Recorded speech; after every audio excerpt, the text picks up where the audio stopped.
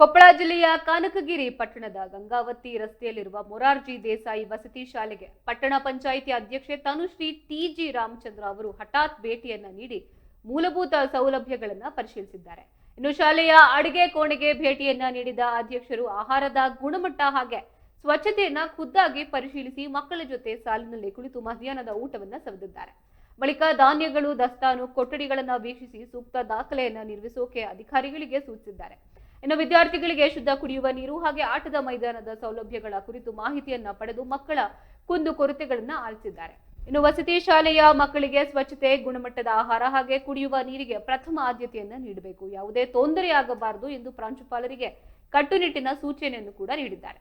ಈ ವೇಳೆ ಪ್ರಾಂಶುಪಾಲ ಸಿದ್ದಲಿಂಗಪ್ಪ, ದೇಮಣ್ಣನವರ್, ಶಿಕ್ಷಕರಾದ ರೂಬಿಯಾ ಗೀತಾಂಜಲಿ, ಸ್ವಾತಿ, ದೈಹಿಕ ಶಿಕ್ಷಕ ಸಿದ್ದಪ್ಪ ಹಾಗೆ ಸಿಬ್ಬಂದಿಗಳು ಉಪಸ್ಥಿತರಿದ್ದರು.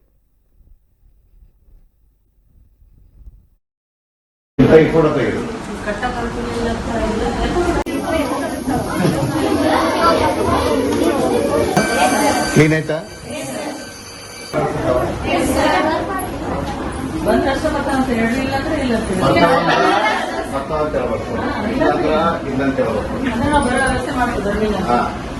ಈಗ ನೋಡ್ರಿ, ನಿಮ್ಮ ಭಾಷೆ ನೋಡಬಾರ್ದು, ಮಾಹಿತಿ ಬರ್ತದೆ.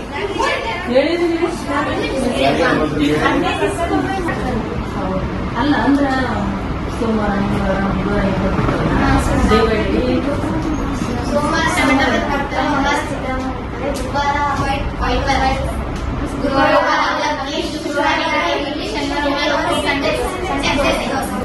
ಕಿಟಕಿ ಓಪನ್ ಮಾಡೋದು, ಆ ಕಿಟಕಿ ಓಪನ್ ಮಾಡಿ ಫೋಟೋ ತೆಗಿ.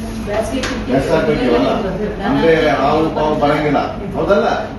ಅಟ್ಲೀಸ್ಟ್ ನೀವು ಒಂದು ಮೆಸ್ ಇತ್ತಪ್ಪ ಅಂತಂದ್ರೆ ಓಪನ್ ಮಾಡಿ ಮಕ್ಕೋಬಹುದು, ನೀವು ಖಾಲಿ ಬರುತ್ತೆ. ತೆಗಿ ಫೋಟೋ ತೆಗೆದು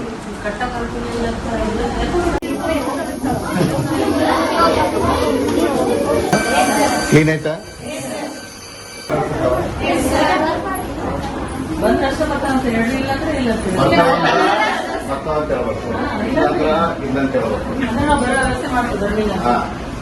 ಈಗ ನೋಡ್ರಿ, ನಿಮ್ಮ ಭಾಷೆ ನೋಡಬಾರ್ದು, ಮಾಹಿತಿ ಬರ್ತದೆ.